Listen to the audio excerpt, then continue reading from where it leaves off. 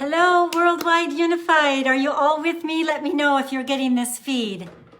Let me know where you're listening from tonight. I'm so excited to be with you, and it's such an honor to be part of this great devotional, this platform. I just love this amazing platform, and just am so honored to be a part. My name is Heidi Tucker, and I'm going to be talking a little bit tonight about the power of diversity, which is an interesting way to look at it, is the power of diversity instead of the challenge of diversity, which so frequently we would often hear that kind of a phrasing instead, the challenge of diversity. No, there's power in diversity. So let's talk about that a little bit. First, let me know, where are you listening from? I see Shannon Gilbertson is watching. Thank you, Shannon, for tuning in. I know Sunday nights are sometimes a busy night. We're trying to sort of get things gathered up from the weekend, right? And now we are ready to roll into Monday, but what a great blessing that we can come together at the end of the week and just sort of build ourselves up for Monday, tomorrow. I see some more watching here. Ashlyn is watching. I see that. Awesome. Keep letting me know, and I will be talking to you a little bit through this, and I'm excited to do that with you. Let's see, we have some more. Lisa Draper. Hi, Lisa from Arizona. I am an Arizona girl too, and normally I would be speaking to you from warm, sunny Arizona, but tonight I happen to be in Utah. So I'm up here with my grandkids, and so I'm coming to you from warm, sunny, 80-degree Utah today. So it's been a beautiful day. Let's see, we've got some Wyoming, we've got some others that are coming through. And if you have any comments, let me know if you have questions or comments. I would be happy to address those after this devotional. I'll get back to you on that. I want to tell you a little bit about myself. My name is Heidi Tucker, and I am an award-winning inspirational author. I do a lot of speaking as well. And I write only nonfiction, only true stories that uplift and inspire and just make us want to be better. And I love those kind of books. Those are the books I like to read. And so those are the books that I write. And I am so inspired by people who really, really struggle in life and have incredible hardships and tragedy and things in their lives, and yet they've pulled themselves up. They pull themselves up out of the ashes and rise above it all. What an amazing gift that is, to be able to do that. And their stories, as I read and as I write those stories inspire me in my own life.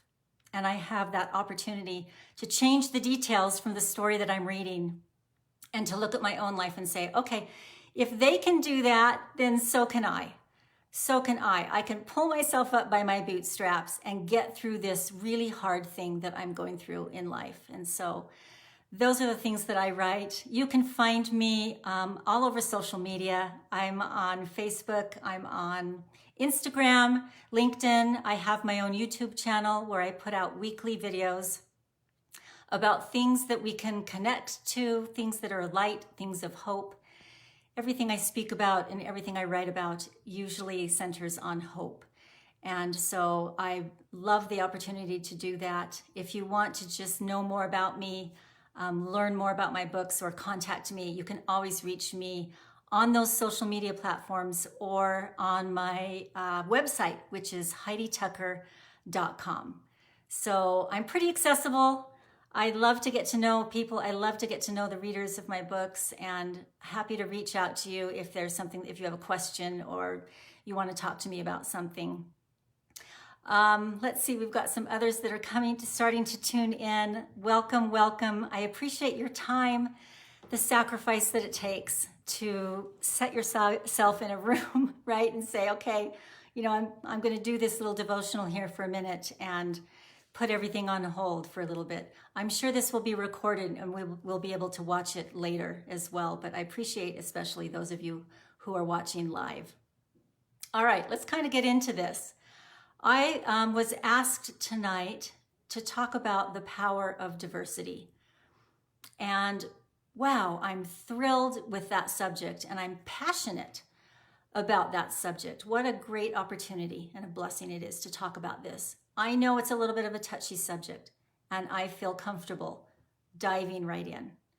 So let's go with that. I think I was reached out to. I'm pretty sure that people reached out to me because I have a wonderful nephew and his name is Justin, and he recently in the last month came out and announced that he was gay on his social media platform. And he had talked to his family beforehand, but to all of his friends and to people, out there that knew him, it was an easy way to make that announcement. And I appreciated him for that. I appreciated his honesty.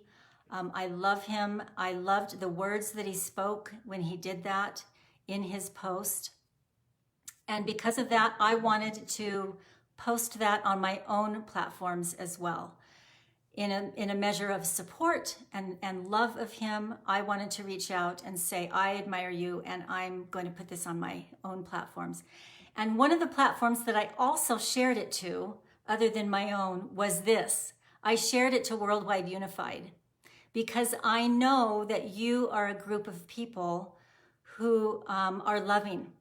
And the whole measure of this platform here is differences and coming together in one place, because many of us have different beliefs, right? Different religious beliefs, but we find some unity in that, in those differences.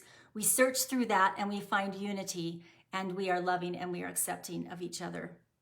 And so that's why I shared it to this. Well, that got a lot of views. It got thousands of responses to that. And his post talked about that he, being a gay member of his church, did not change his faith. He still had his faith intact, even though he was coming out and announcing that he was gay. He refers to himself in that post as a disciple of Christ. He mentioned his love of God and his love for himself. So it just was this beautiful way of putting the way he felt. I mean, it was deeply personal for him, and I loved it and I appreciated it, and so I shared that. He wants nothing more in the world than to reach out in all of his honesty and to serve and to help others. And so he is going to do that. He's already done that. And so in helping him do that, that's why I reached that out. And so that got some attention on this platform. And so some of the administrators here at Worldwide Unified reached out to me and said, wow, would you talk more about this? And let's talk about diversity and some of your feelings on that. And I'm so happy to be here and to do that. So when we look at my nephew, Justin, there's diversity between he and I, right? I'm going on 40 years married to a man. So we are in a heterosexual relationship versus my nephew who has same-sex attraction. There's diversity right there, right? So you might say to yourself, well, where's the power in that? Where's the power in that relationship? Well, we're going to talk about that. We're going to talk about exactly where the power is in that. And I want to focus, there's so many ways that we see power in diversity, but tonight, I want to talk about just two. That's all we have time for, really, is two. So when we embrace differences, they are usually something to do with race. It's something to do with religion, right? It can be people who have different habits than we do. They just have different behaviors than we do. They might speak different languages. The skin color might be different. It may be financial differences. Someone has a whole lot of money. Someone is just barely surviving. So there's all of these differences. And if we can reach through any number of those differences with anybody here on earth, that is an amazing thing. And we find positive when we do that. When we reach through the differences, we find positive. We appreciate, we learn, and we can learn to get kind of a godlike love. And that's that first powerful point of what we gain from the power of diversity. And number one, I think that is what I'm going to call tonight a God love. That's number one, is a God love. And a God love is when we see someone with spiritual eyes. When we can reach out and really look at someone with a heart like God sees us, right? He sees us with this eternal, all-encompassing love, regardless of what's happening in our life. He just loves us. He just loves us every single minute of every single day. And that's, if we can just take a piece of that and look with spiritual eyes, that's an amazing, powerful thing. Because when we love like that, we are loving like God.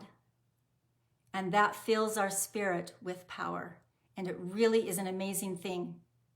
Now, how do we learn that? Well, I think that when we were placed here on earth, I think one of the reasons that we have children, and if you don't have children, maybe you have a pet, right? Because a lot of these principles apply the same.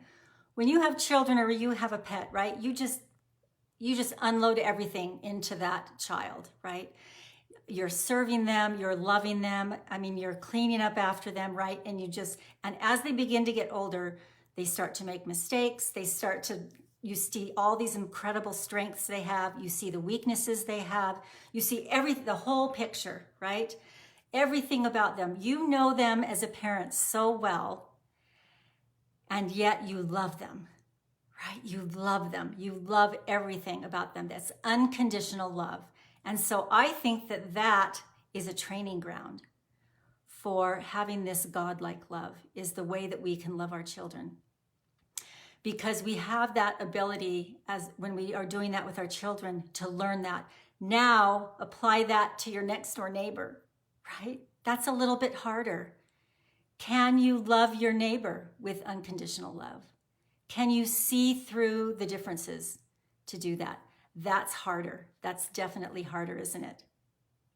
In my religion, which I belong to the Church of Jesus Christ of Latter-day Saints, we strive to follow the 10 commandments. And in that, I want to talk just briefly, I just want to mention the first and the second of those commandments. Number one is to love God with all your heart and all your might and your mind and your strength, and just love him with your whole soul, right? And we strive, that's a whole life process to do that. And so as we do that, we learn to love him. And then the second commandment, like unto it, as it says, is to love your neighbor as yourself. I'm not aware of any little asterisk that's placed on the end of neighbor that indicates that, hey, there's a footnote down here. And in some footnote, it says, well, the neighbor that's just like you, right? I don't think that commandment is that we're to love our neighbors that are just like us. It just says, love your neighbor. And so that's where the challenge comes in, right? That's a challenge for us. We need to love our neighbors with that godlike love and having those spiritual eyes to see that. So if we can do that, we become better. We become more godlike as we achieve that level of love. Should I only love my heterosexual nephews? Just to say that out loud, I can't, it's just so against everything I would think about. Should I love people whose habits I condone? Should I only love them? Should I only love people that have the same skin color that I do? Right? It just doesn't ring right with me, and I don't think it rings right with you either. 2,000 years ago, Christ talked about a second coming, and that there, in preceding years up to that, there would be wars, there would be rumors of wars and calamities and violence, and ultimately there would be no peace on the earth. We can look around at worldwide events, right? All you have to do is turn the news on, and there are worldwide events full of violence, full of hatred. I think, in effect, we are in a third world war right now, and it's not the physical kind, and it's not the kinds with guns and machine guns and missiles and all of that. It's a relationship war. And I think what we are finding right now is that, or we have built up to a point that we have a lack of compassion for each other. I feel like that's where we're headed. right? Based on all of this diversity, there is a lack of compassion that's happening. It's a relationship war. And compassion is a really big part of God love. I feel like it's a part of that. It's a big piece of the puzzle of God love. So we've got to be able to wrap our hearts around this, wrap our hearts and our minds and our souls around this to try to achieve compassion for those who look and act and feel differently about things than we do. It doesn't mean that we are going to adopt those behaviors, and it just means that we need to look through it and to love, to have that God love.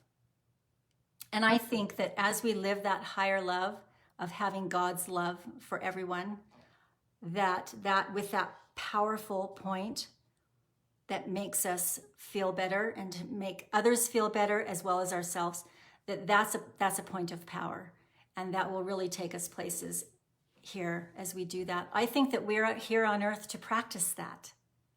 That's why we're here, is to practice that in all of our diversity, all over the earth, in your community. Let's take it right down to your congregation. Let's take it right down to your family.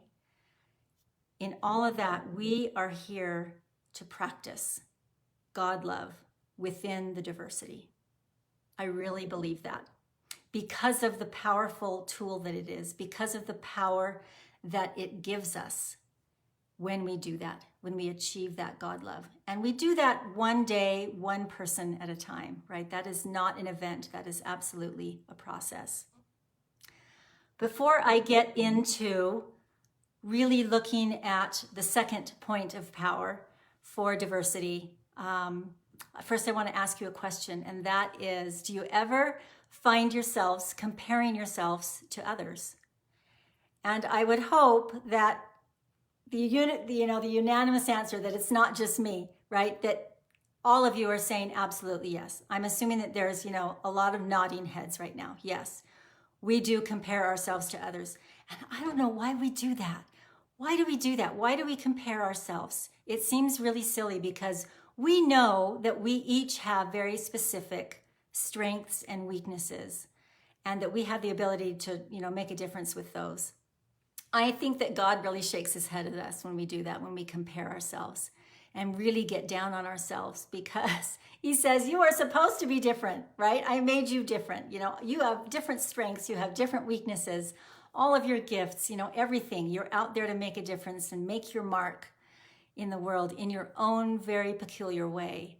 And yet we still want to compare ourselves. And so we need to get away from that. If we were all the same, first of all, how boring would that be? But second of all, and more importantly, there would be no place for charity. There would be no place for service. Think about that. If everyone on your street and in your congregation was exactly like you, who are you going to serve, right? So it doesn't even make sense. Philosophically, it doesn't even make sense. But yet we get ourselves into that comparison because we begin to feel like we're not enough. We begin to come down on ourselves. Those little gremlins, they sit on our shoulders and they whisper negative things into our ears. And if we're not careful, we believe that. We believe that about ourselves. And so we have to be really careful about that, don't we? As children of God, our strengths lie in our differences, not in our similarities. I hope that you believe that. As children of God, our strengths lie in our differences, not in our similarities. And here's why. Because in those differences, you have a unique gift that's different from the person standing next to you, from your other family member, from your sister, your brother, from your neighbor, from your friend at church. You are uniquely different because you have different gifts. And those gifts are really powerful. In fact, that's the number 2 point of power that we're talking about tonight. The first one was God love, and the second one is your gifts. We have different gifts, don't we, here on earth? We have physical gifts. That can be something like your gift at Christmas, right? You unwrap it, you open it, oh, that's so great. And you're going to use that. That is going to be for your benefit. You're going to take that gift, you're going to keep that gift, use it for yourself. You're so happy, you get great joy from that. It could be something physical. In addition, that's something like you might have really strong legs that make you a great runner, right? Think about someone like Michael Phelps, who won all those gold medals in swimming. He's got this long, long torso, right? That's a physical gift that he has.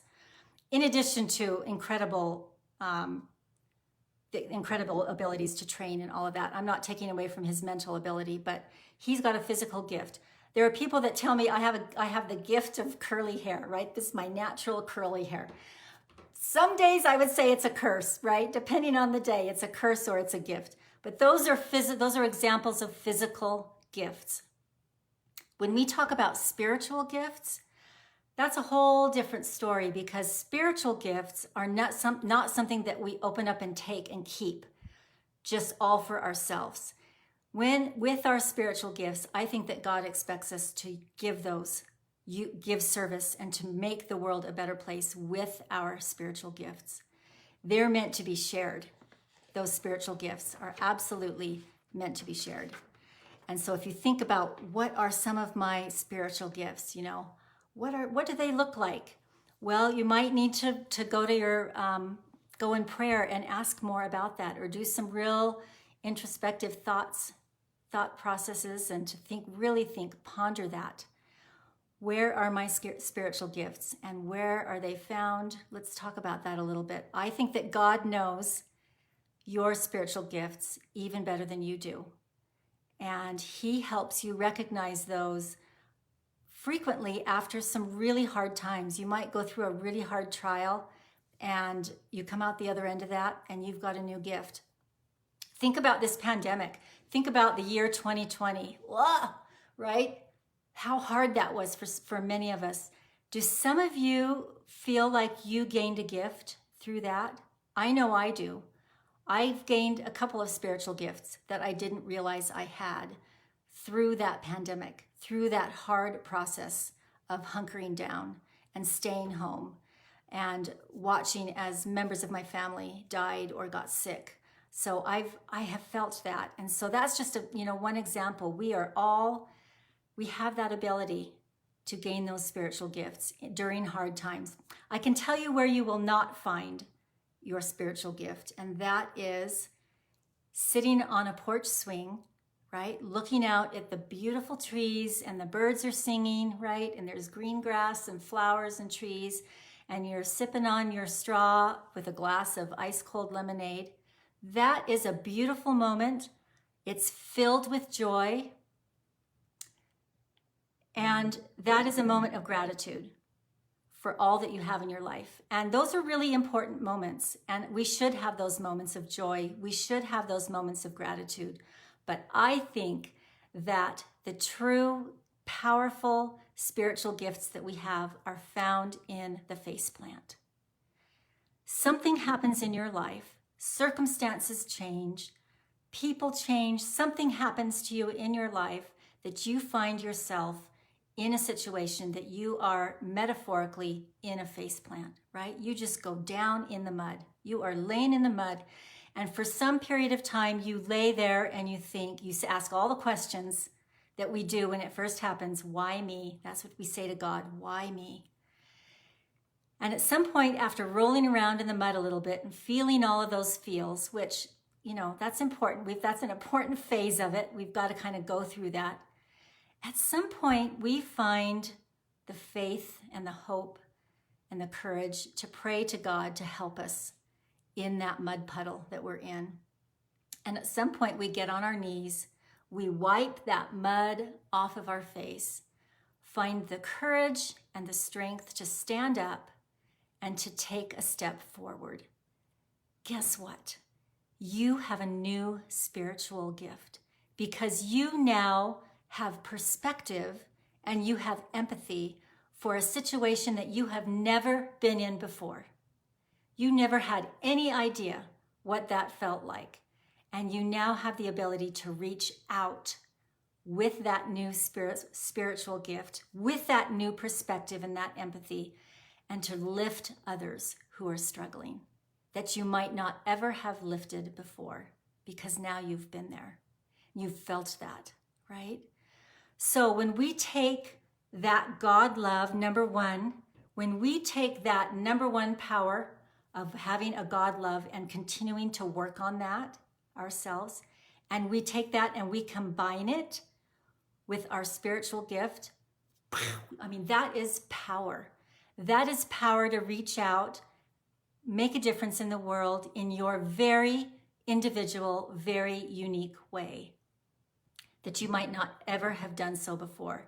I think there's power in that. That's why there's power in diversity, because we learn to love others through all of our differences. We find and appreciate and learn from other people on the planet. And at the same time, we are making their lives better with those spiritual gifts that we all have that are different from each other, right? And as we do that, the whole world is blessed. So when you share your spiritual gifts and when you have a God love that you share with others, I benefit from that. I feel that in my own life from so many who have influenced my life. And that is powerful. And as you reach out and do that, don't we feel better?